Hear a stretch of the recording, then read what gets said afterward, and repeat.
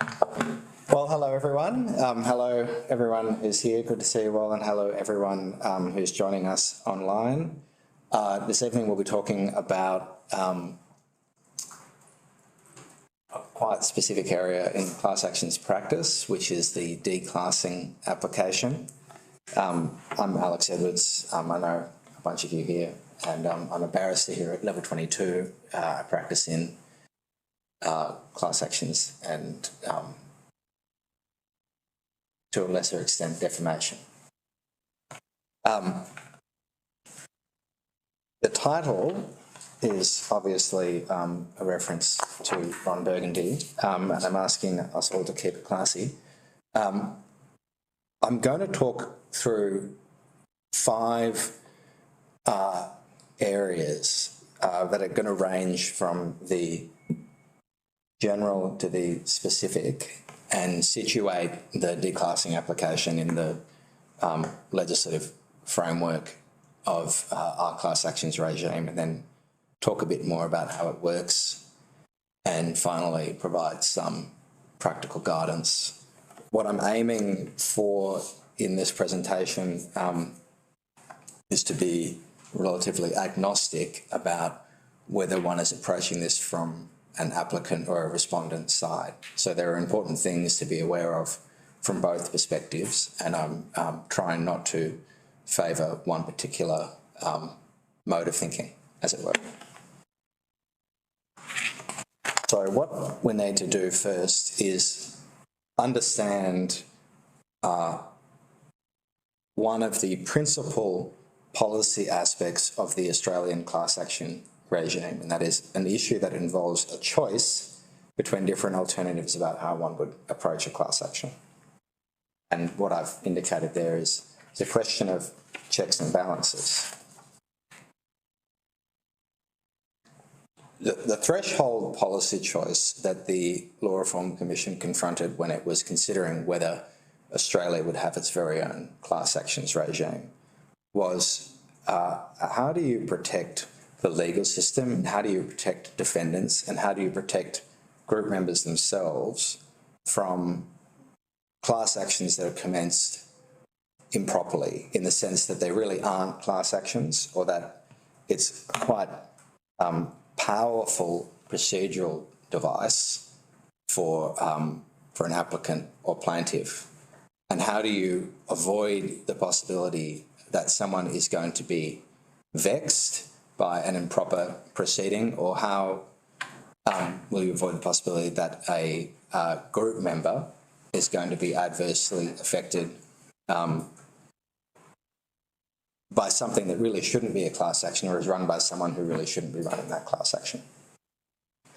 So the approach, as many of you would know, in the US and in Canada, is to have what's called a certification regime. That is, you can't start as a class action until the court gives you leave to commence. And there are certain requirements about what you need to satisfy the court of, and I'll give you an example of that soon.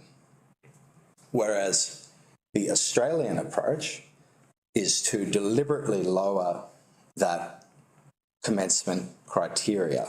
So in fact, you don't need leave to proceed, provided you satisfy a relatively undemanding checklist of requirements for what a class action is. But what we have, that is our alternative policy decision, what we have is a mechanism for the court or a defendant to seek an order that the proceeding no longer continue as a class action. So easy to start, but there's also a mechanism to bring it to an end, versus very difficult to start, but once it's started, that's it. And the point to be very clear about, and I'll emphasise this as we go through, is that commencement criteria and declassing criteria are different issues. I'll give you a comparison just so you can understand the distinction. I realise that's small for everyone who's online and might be small for everyone here, but this is the Quebec Code of Civil Procedure. you can see Article 574, prior authorisation of the court is required for a person to institute a class action. And then the following section, you see the 4 criteria that the court will consider before it grants leave, or in the required parlance, authorisation. Item 1, the claims are identical, similar or related issues of law, so that's very similar, obviously, to our commencement criteria, except that in this case, the plaintiff has a positive obligation to prove that at a pre-commencement hearing. The second criteria is essentially that you have a prima facie case. Again, not simple at commencement. The third is a question really about, that is, the composition of the class makes it difficult or impracticable to apply the rules for mandates or for consolidation. So that's the, if you just ignore the particular language of that jurisdiction, that's the usual conventional way to bring proceedings on behalf of other people or to have multi-party proceedings. So it's really asking the plaintiff to satisfy the court in the first instance that the class action as a vehicle is the appropriate thing for these claims rather than some alternative. And the final point is that the lead plaintiff is an appropriate lead plaintiff. We obviously have in Australia a whole bunch of causes of action or species of action that can only be commenced with leave. Take an example in this state, proceedings against an insurer under the Third Party Claims Act. If any of you have any experience in that, you'd understand that even a simple question of whether one has leave to proceed determined in the Supreme Court or the Federal Court is the kind of thing that can take 12 months or more to resolve. Obviously, in these jurisdictions, certification is hotly contested and the court will reserve, and then you're looking at a very difficult interlocutory process before you start, and obviously from the plaintiff's perspective it's incredibly expensive before you even know whether this thing will run.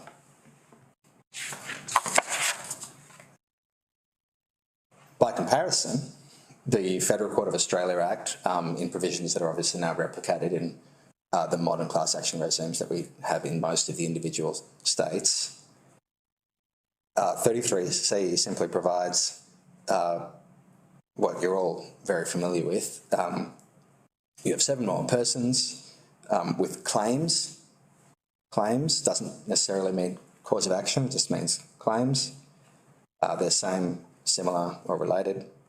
And there's A1, substantial common issue of law or fact. Obviously there might be more, but what you need to see there for commencement, 1. And then you can commence, no leave required. What I'm going to do now is talk a little bit more about how that commencement criteria works and then how the declassing legislation works, and so you can understand again the distinction between them.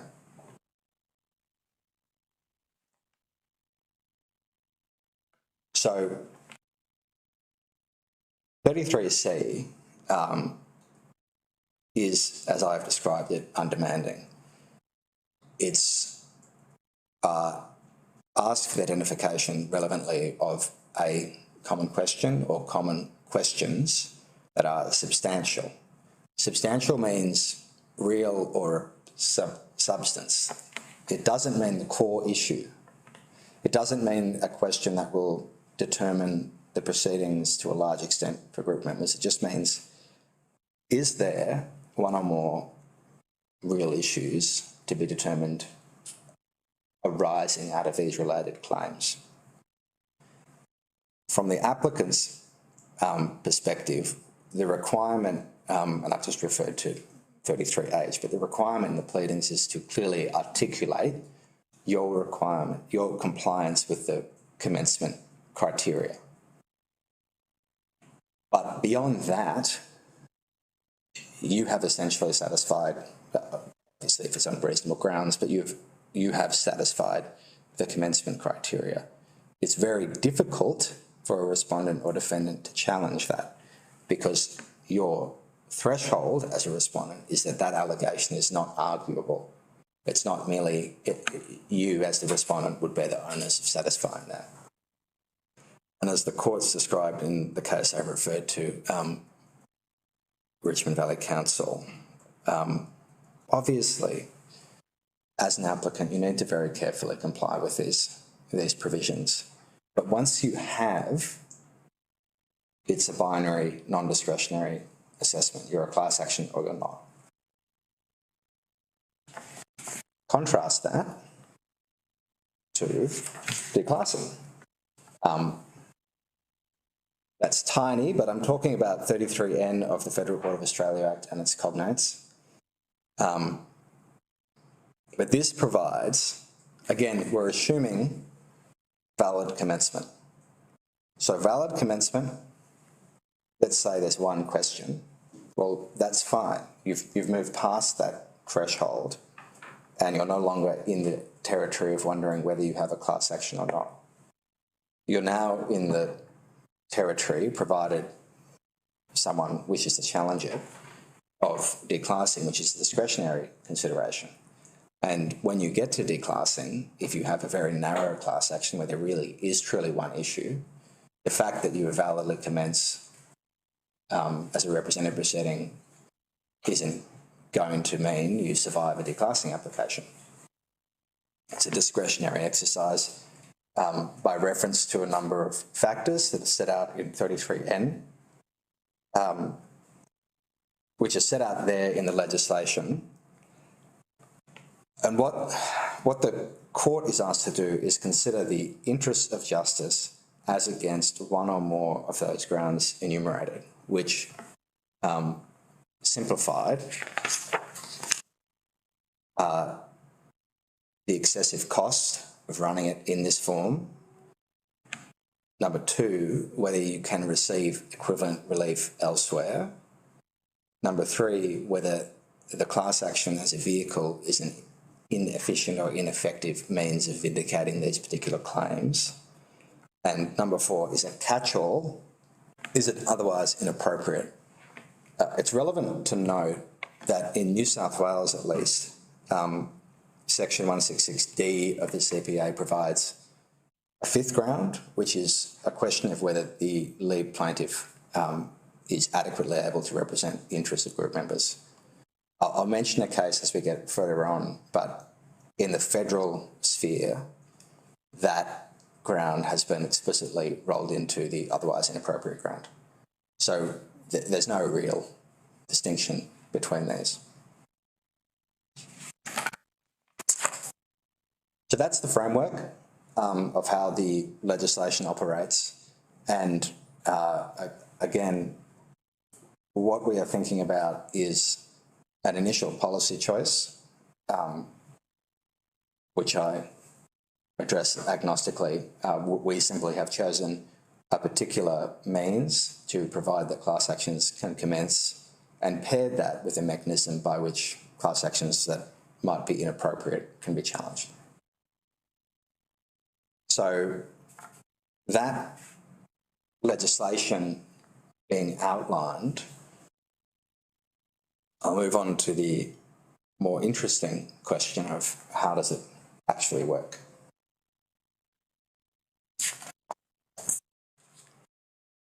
So the first issue of obvious importance is who bears the onus of establishing this. There's no relevant distinction between this and almost any other type of application or motion. The moving party bears the onus of establishing the factor or factors relied upon, and that the power should be exercised in the interests of justice. I've mentioned here, incidentally, that the court may, of its own motion, declass the proceeding on certain grounds. And I'm not aware of any decision in which the court truly, of its own motion, has done that without the involvement of a respondent in any way. And there might arise a question about whose onus it would be in those circumstances, which is sort of interesting academic question. I don't really imagine that's going to trouble anyone over much, but it's an interesting aspect to think about if the court were to reach a view that, for whatever reason, it didn't wish this matter to proceed as a class action, who exactly would be establishing the grounds. Perhaps in a conventional case management question would be the appointment of contradictor. So that's onus. And now, what's really critical if you are thinking about declassing is understanding how the analysis works.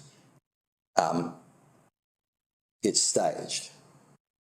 It's not a single address. It's not, something is not inherently not in the interest of justice simply because you satisfy the ground. What it's asking is, have you established any of these grounds? And then separately, because, as in causal connection between those grounds and the interests of justice, is it in the interest of justice because of X ground or Y ground? So you're not, if you were logically addressing this as a respondent, you would be contending, what grounds have I established and why? For instance, why is it that the costs of this proceeding have a particular different emphasis in this context? And then following that, why does that mean that it's in the interest of justice that this proceeding no longer continue in this form?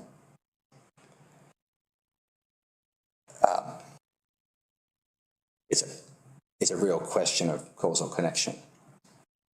If anyone is deeply interested in this, the full court of the federal court in ISG and Much recently suggested that it's a 3-stage analysis, which in between 1 and 2 there you ask, does the otherwise inappropriate ground arise? Right, that's what the federal court says, but that does seem unnecessarily cumbersome, or at least an unnecessary step. The question is, have you, the moving party, established those grounds, and then is it in the interest of justice? So that's the connection.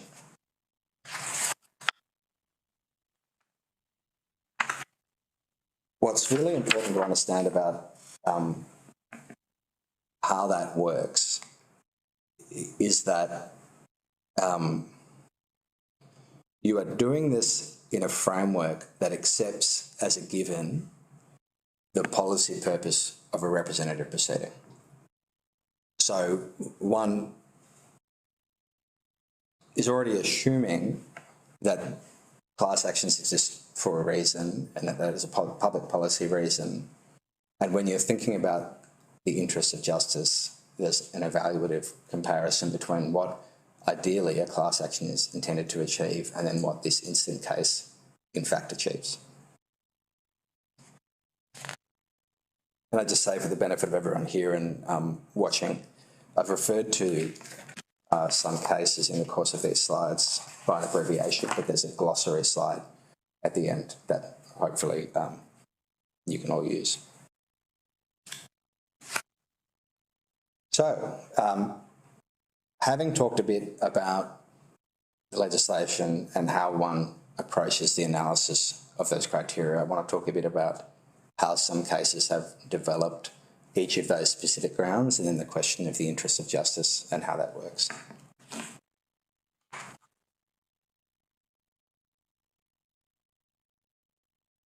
So the first ground is the cost ground.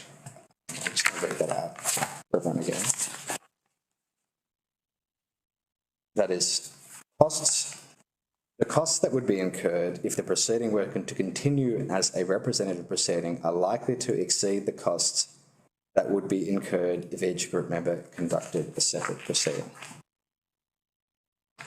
So this question asks an explicit rather than implicit comparison against a notional hypothetical proceeding. It asks, what does this look like when everyone in the class action, is it 10 people or is it 1,000 people, run separate proceedings? And how does that exceed this avenue? It's obviously important, if you were making out this ground or responding to this ground, to understand that the natural course of a class action in Australia is that what you're aiming at first is an initial trial of common questions. And those common questions might be big or they might be small.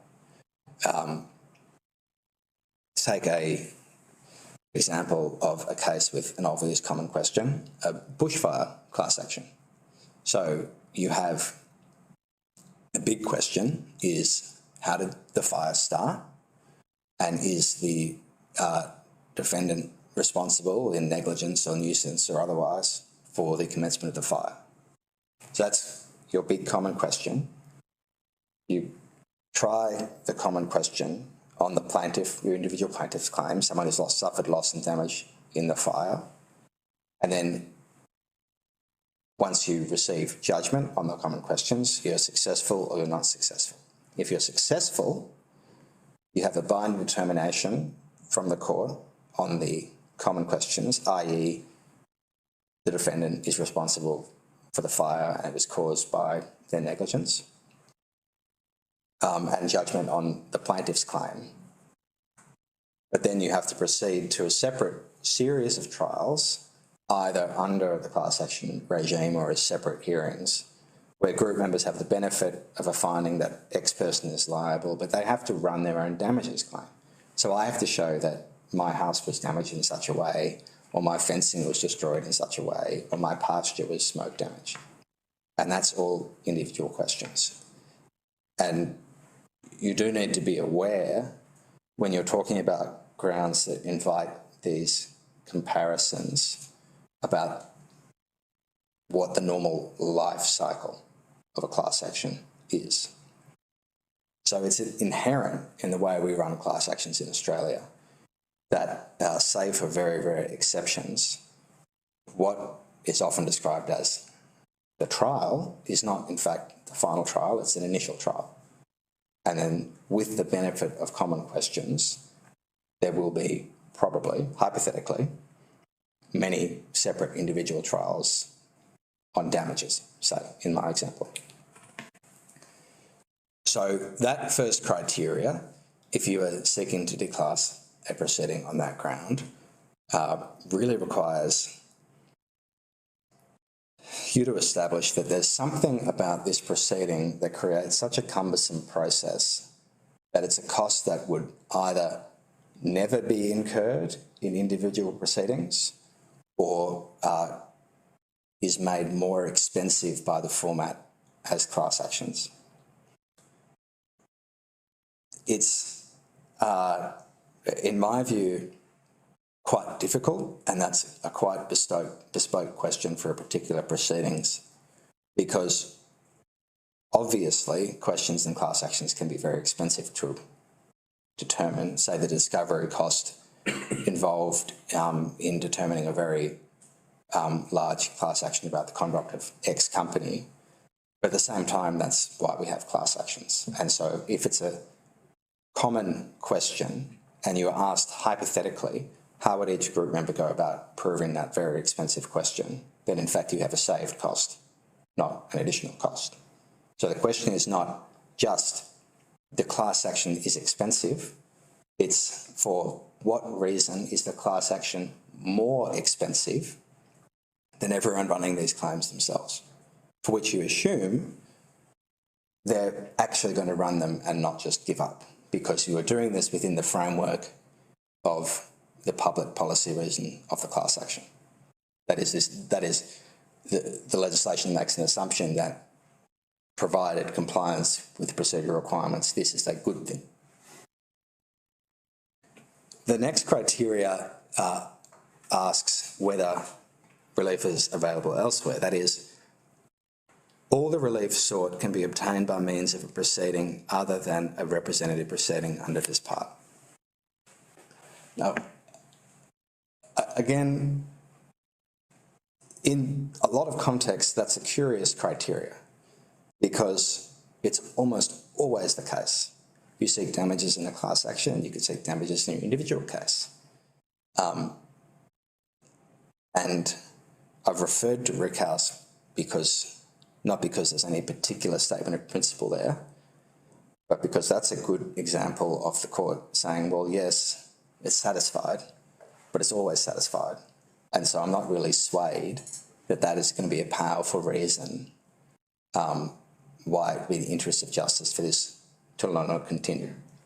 So that's reinforcing for you the difference between making out these grounds and then showing that they establish that it's in the interests of justice, that for that reason it no longer continue. It's just not enough to say, well, I've satisfied that ground because you're all seeking damages and you could do that yourself in the local court, in the district court, whatever. Because there's a real big gap in proving that, and then proving the interest of justice should be taken in that way. The possible exception to that is where a class action is seeking only declarations. There's no reason you need to use a representative proceeding to obtain relief that binds the world at large, because there's no actual determination that you need from the class action format that is going to help. There's a case last year which was Kikuyu and Hazard, which was one of those public health order cases. Obviously it's Brad Hazard. The only relief sought was declarations in connection to the validity of the various public health orders. And quite obviously that's a case where, in fact, it being a class action adds nothing. And so it continued as a representative proceeding, as a non-representative proceeding. It was successfully declassed. So that's a kind of a rare example of a case where you can look at, well, is this really a useful vehicle because of the nature of the relief you're seeking?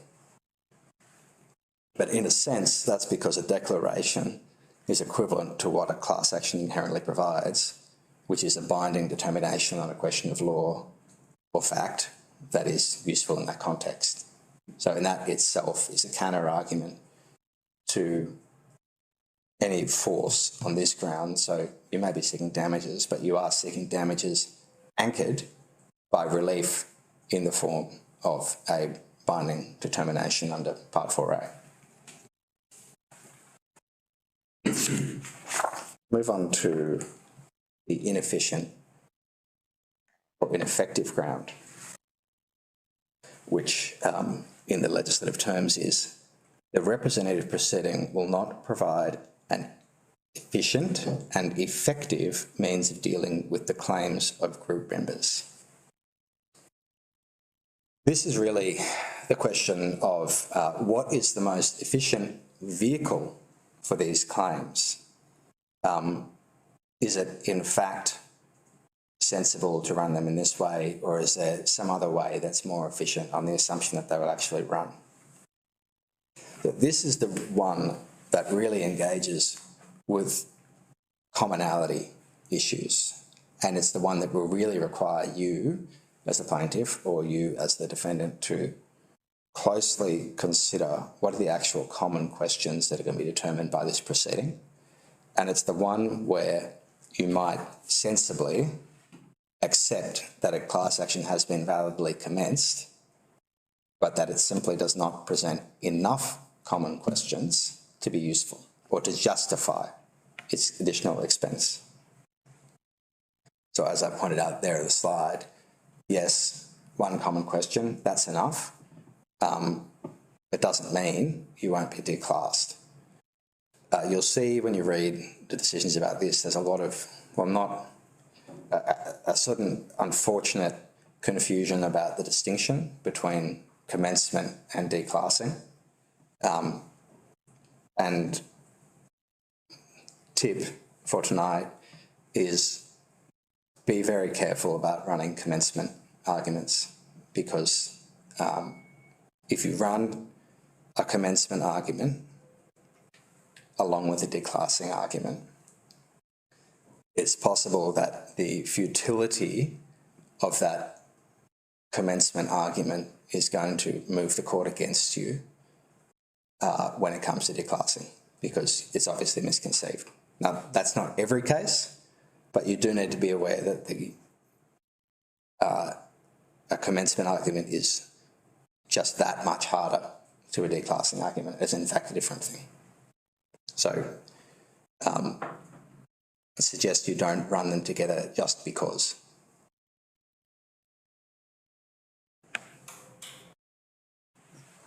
When you talk about this is another issue that really requires you to understand the life cycle of a class action.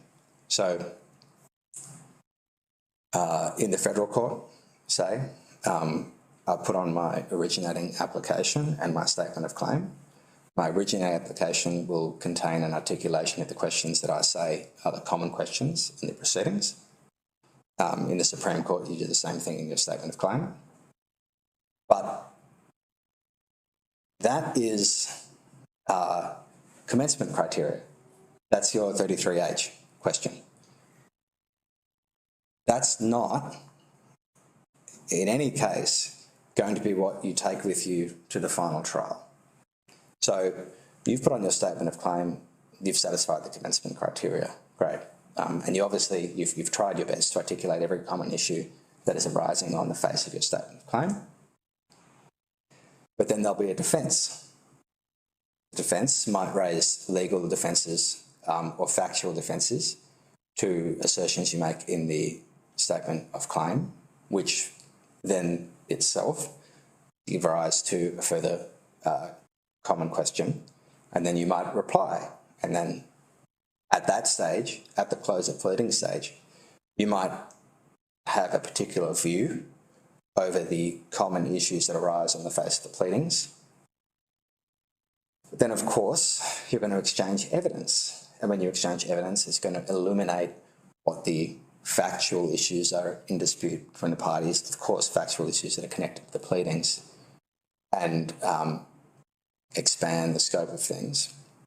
And then as you get towards trial, you'll agree what's conventionally called a Merck order, which is a list of issues which the court will determine at the initial trial. And that can be, depending on practice, it can be a list of issues where the answer is yes or no, or it can essentially be a list of issues framed in such a way to allow the judge some flexibility. But what you need to understand is that there is a development and that you have your commencement criteria at the very start of the case, but then as you proceed, it will become more complex and clearer, and things that look like, for instance, one issue may in fact be three issues, or there may be sub-issues, or something might not be an issue anymore. And of course, the court is aware of that. The court has seen both the Federal Court, Supreme Court, Victorian Supreme Court are well aware of the manner in which cases develop. And so if you're looking at perhaps an unsatisfactory list of common questions articulated in a statement of claim, you do need to be aware that it's quite legitimate for an applicant to point out that there will be development.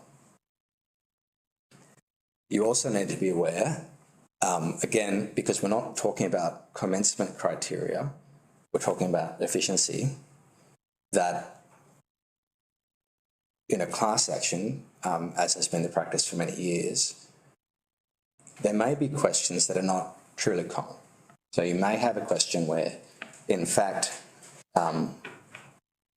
not everyone has the same factual circumstances or legal circumstances.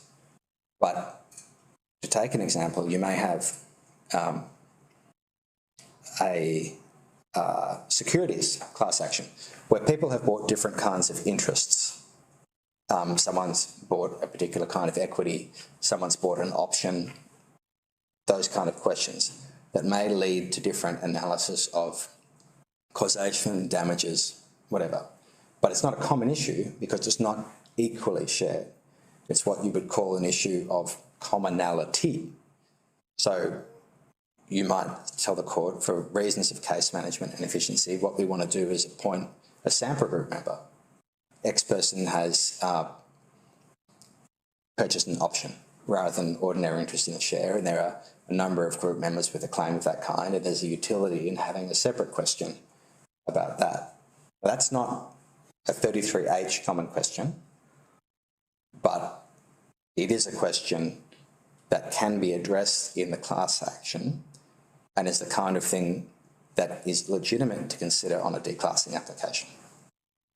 So you're not going to necessarily, you might in the statement of claim set out your questions of substantial commonality, but when you come to the declassing question, again, the utility and flexibility of the court to appoint sample group members rather than full subgroup members is something you need to be aware of, because again, it's something that tends to increase the efficiency of the class action and its utility while not actually being a commencement criteria question. The final ground, so I've done 3, and the final one is otherwise inappropriate, which is simply that it is otherwise inappropriate that the claims be pursued by means of a representative proceeding.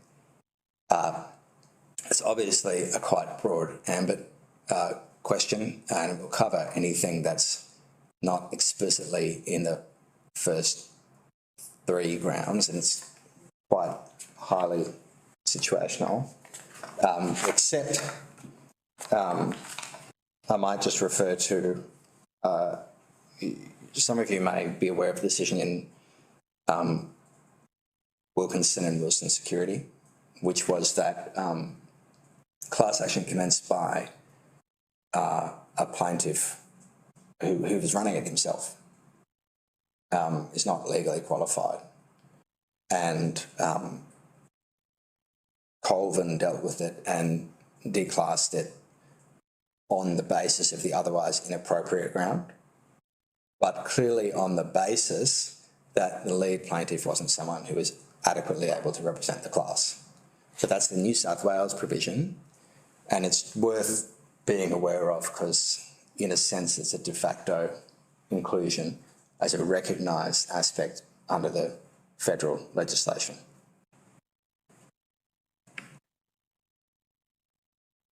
So, now, those are the grounds. That's some explanation of what the grounds are, and those are the aspects that you will be contending with either as an applicant or defendant as a matter of proof before you come to the interest of justice. As I said, what you're asking in the chapeau to 33N is for an order that a proceeding no longer continue under this part where the court is satisfied that it is in the interest of justice to do so because.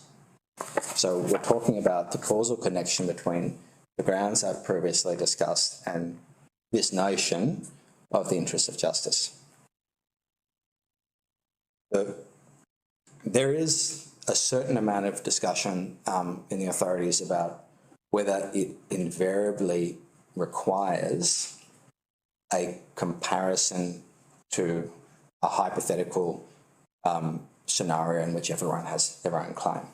What appears to be settled is that it invites a practical consideration in all of the circumstances, and as part of that practical consideration, you are invariably going to be looking at the hypothetical alternative.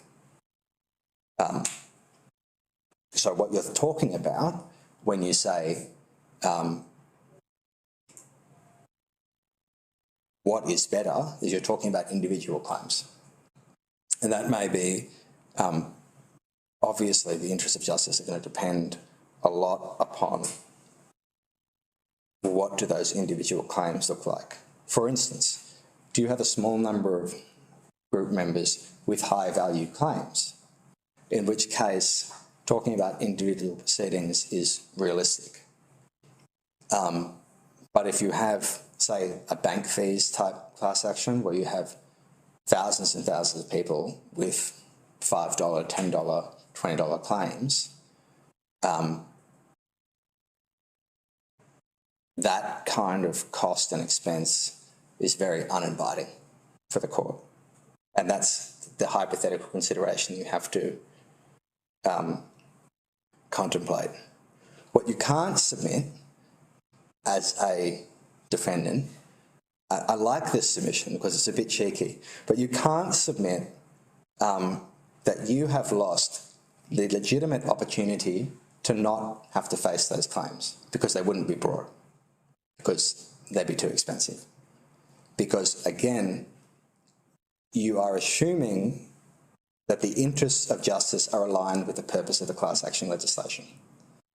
So you can't say, well, it'd be much cheaper because no one would bring their claims. And so it's in the interest of justice that you declass this, because then no one would ever be troubled by these, which is true, but it's not in the interest of justice. So what you're doing is asking whether the purpose of the class action legislation, whether it's Part 4A of the Federal Court of Australia Act or Part 10 of the Civil Procedure Act or the equivalent provisions in the Victorian Supreme Court Act, is served by this instant case. What's interesting is that when you're talking about that, it's practical. So in addition to what I've already described, it is legitimate to consider that under the auspices of a class action, the case might settle. And if the case settles as a class action, it resolves all the claims. And that's a practical and legitimate consideration to take into account when the court is coming to consider, is this an effective vehicle? Because you're not just looking to initial trial versus individual cases. You can say, well, we are going to an initial trial, but you can take into account the fact that we might settle, and that if the case settles, then all of these claims have been resolved in a positive way, and the justice system is no longer troubled by it, and the public policy purpose of the legislation has been fulfilled. It's also relevant to note that this takes into account the court's own resources and the overriding purpose. So, again, interest of justice, a practical inquiry. The primary issue is hypothetical proceedings run by the individuals, and you have to assume, whether you like it or not, that the public policy purpose of the legislation is legitimate and is what this inquiry is directed for. That is, are you serving the purpose of this legislation? And there are some cases where obviously it doesn't, and it's misconceived to run it as a class action. But there are other cases where really what you're doing is properly using the process. So, I've talked about cases, I've talked about the legislation and the policy behind it. What I'd like to do now is give you some of my views about whether to bring these applications, when to bring these applications, and how to bring these applications. So what I see as the key issues for a party considering whether to commence a declassing application or a party responding to a declassing application is, as I've said at the beginning, well, really, what's the stage of the proceeding? It is almost certainly too early to do it before pleadings have closed. Now, there are cases, obviously, where, say you're a respondent, you're facing a claim from a firm or a person very inexperienced in the area. It's obviously inappropriate. That's a really coextensive question with, do we strike this out at the get-go? But generally, the first point you would be bringing a declassing application is after the close of pleadings. And if you're bringing it right after the close of pleadings, you do need to be aware that, again, the counterparty can quite legitimately say, well, things will change and more things will be developed and we don't have a MERC order yet. So if one was responding to a declassing application, it's quite legitimate to be a lot more open-ended, say, after as the pleadings have closed, versus 1 month before trial. And if 1 month before trial you still haven't figured out the common questions, then you're in trouble. You're in trouble for a whole lot of other reasons, but the force of a declassing application is obviously much more potent if one has got through all those steps and you still haven't figured out whether there are real, useful, common questions in this proceeding. The second point is there a unifying factual inquiry? That is there something other than just points of law that are either right or wrong? Is there some exercise that can be done that is a unifying exercise factually? There are cases in which the common questions are obvious. I've mentioned bushfires, I've mentioned securities class actions. You can talk about anything involving misleading and deceptive conduct. If all the group members are referring to one act or several acts of misleading and deceptive conduct and there's a mixed factual and legal inquiry about that, what you'll see in the cases come up a lot, especially for tortious type claims, is do you have a systems claim? Do you have a claim that asks, was there a course of conduct on behalf of the respondent that has the effect of unifying what are otherwise completely disparate cases? And if that's the case, you need to really, really closely think, is that unifying factual inquiry simply relevant in an evidentiary sense? That is it going to just would it notionally make it easier for each person to prove their facts, or is it actually relevant in it is an element in a cause of action pleaded? And obviously the second is much stronger. Are there real issues of law? Is there a genuine unresolved controversy that you can point to? Is there some debate in the authorities about exactly what has been decided when that you can point to clearly and say, well, this is a real question. This is a real question and it's going to be determined. Or as the person moving for this, are you in fact saying that this is all trite? It's all very, very obvious and these are not real substantial legal points or points that have already been determined. Then naturally putting those two together, you're looking at what's the overall utility of this exercise? Where do you get? What does it look like if you are the successful applicant immediately after a trial? How much more work is there to do, hypothetically, to prove the remaining claims of group members? In some cases, very little. In other cases, well, you haven't got very far.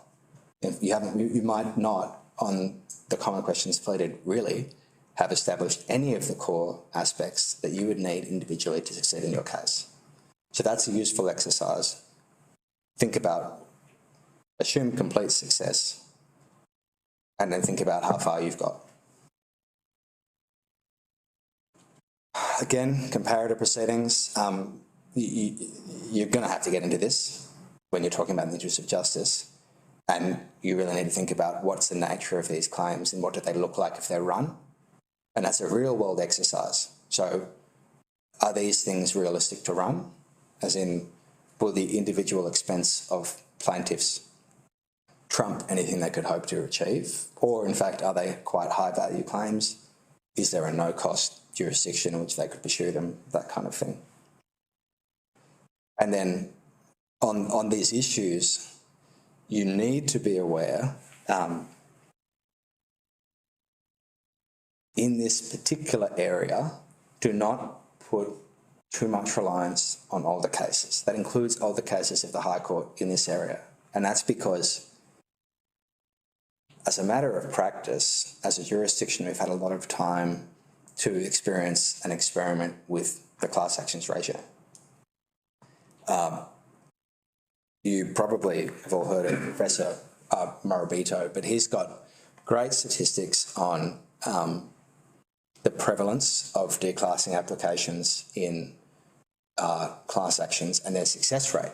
And you'd be unsurprised to hear that back towards the commencement of Part 4A, declassing applications were both common and commonly successful. Now, they are less common and even less commonly successful. And that's because we have a clearer understanding about what these things are.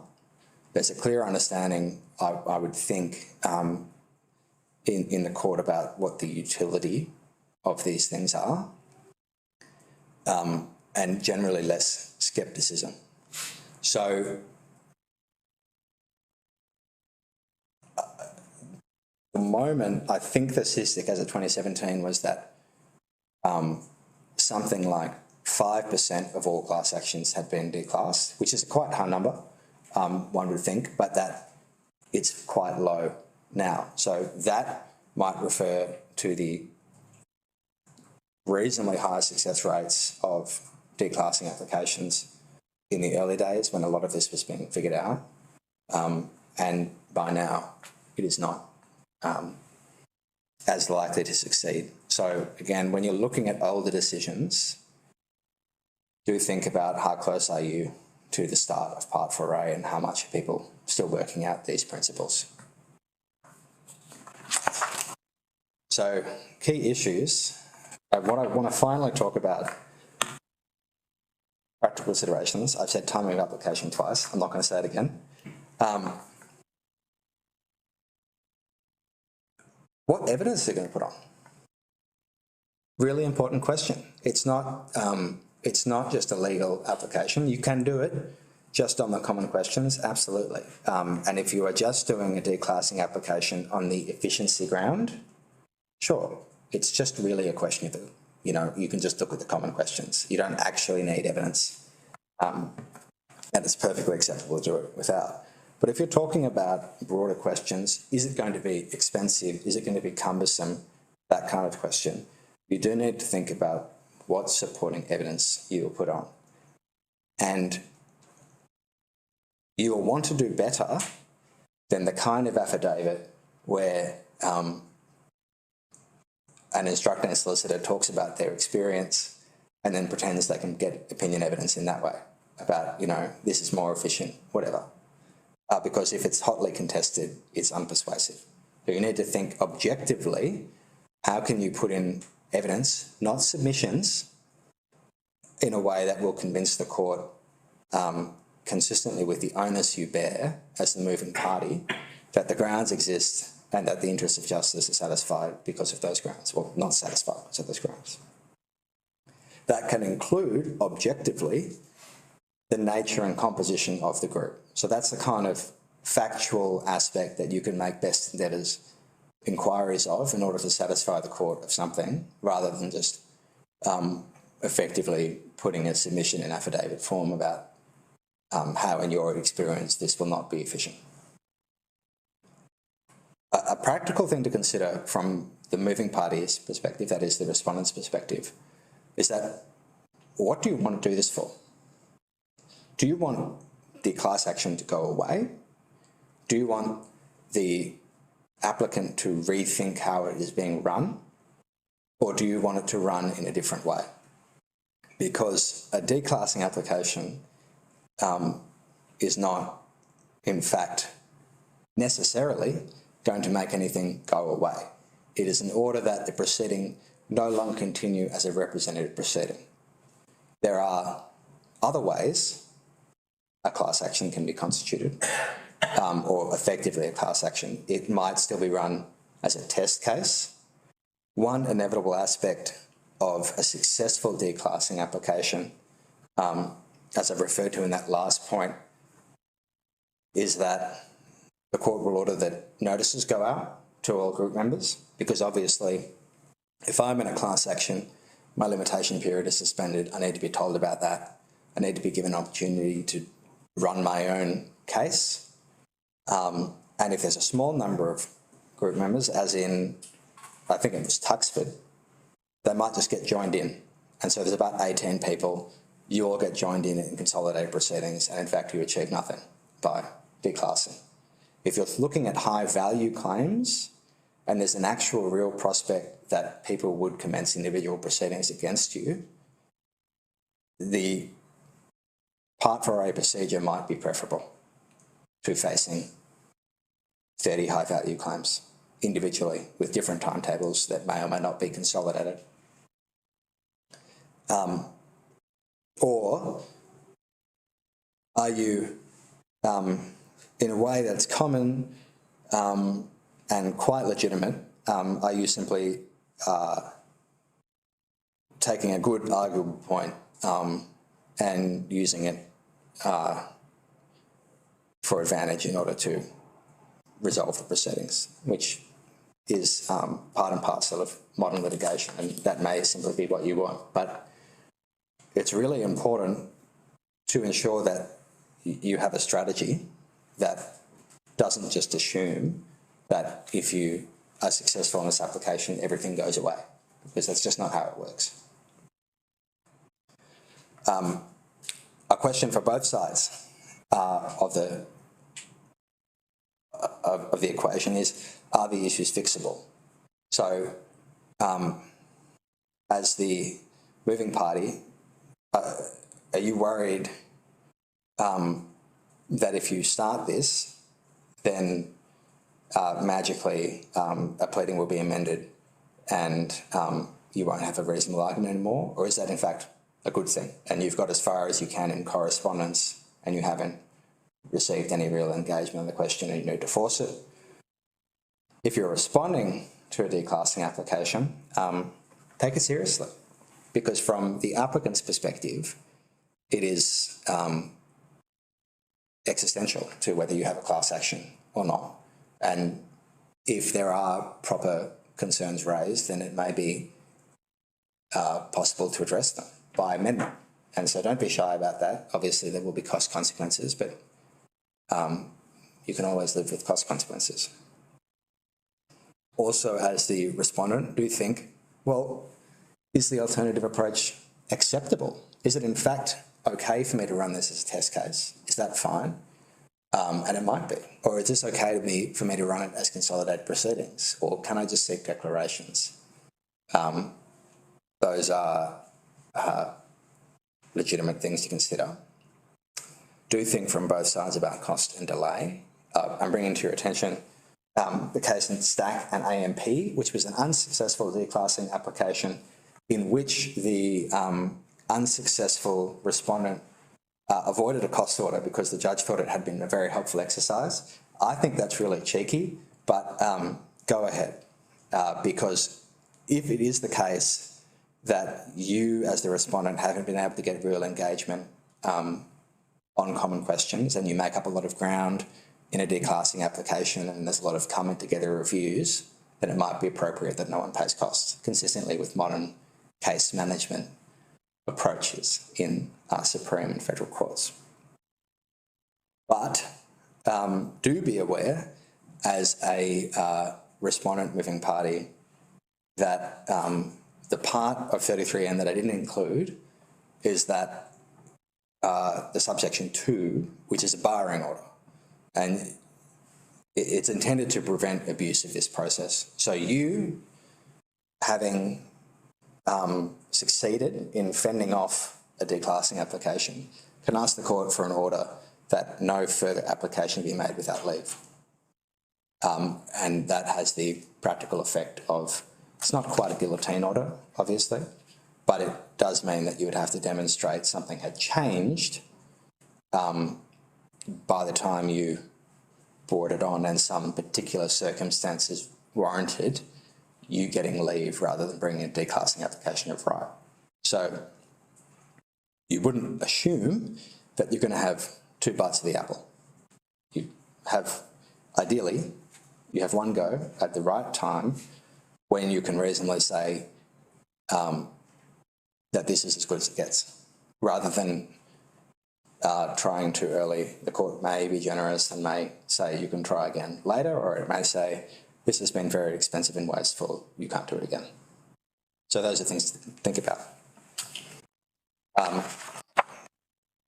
That's all I want to say in this presentation, unless any of you have questions for me. And I'm not communicating hostility to questions when I say that. So please. Thanks. In the framework of the declassing criteria, Yes. where does the risk of inconsistent findings fit? Well, the risk of inconsistent findings is in fact a reason for having class actions.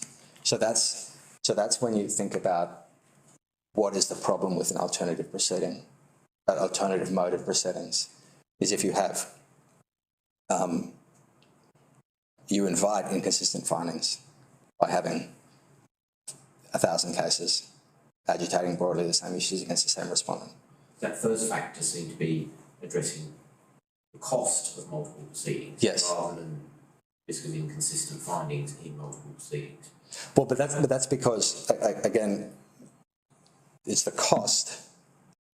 The cost then has to be weighed against essentially things that are good about class actions. And so the risk of inconsistent findings is an inherent good and it's an inherent disadvantage in the comparison between a class action where you have one set of binding findings versus satellite litigation in different courts of different jurisdictions delivered at different times.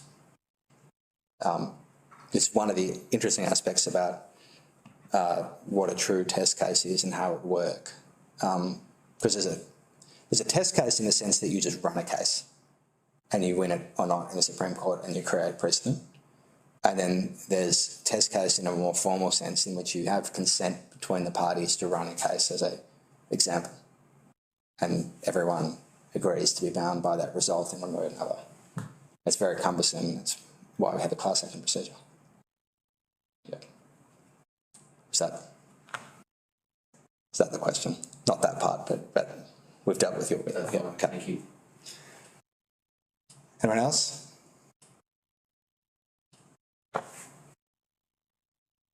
So, possible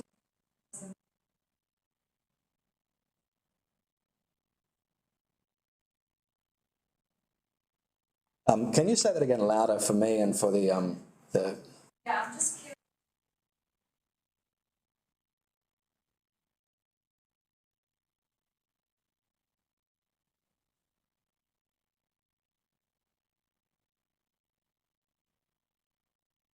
That's a really interesting question. I don't think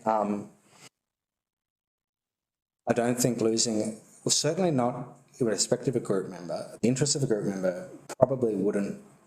It would be a real stretch to say there was any kind of estoppel with respect to a group member who is no longer a group member by reason of declassing. So perhaps the plaintiff, but if I'm a group member, someone's just included me in proceedings. As it turns out, those proceedings get declassed, and my claim as a group member is never vindicated one way or the other.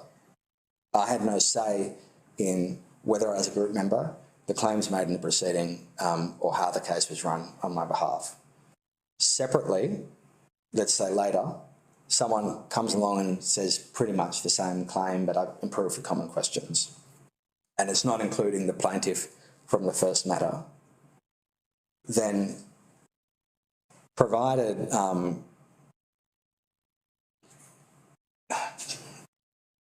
you don't run into the usual discretionary considerations, is it just a law firm is it the same law firm having another go? Is there an abusive aspect? Whatever.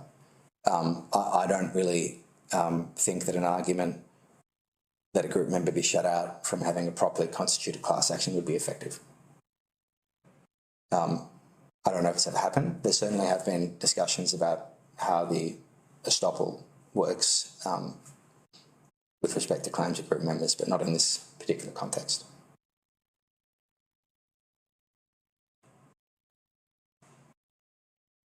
Great. Final call, no questions? Good. Thank you very much for coming along.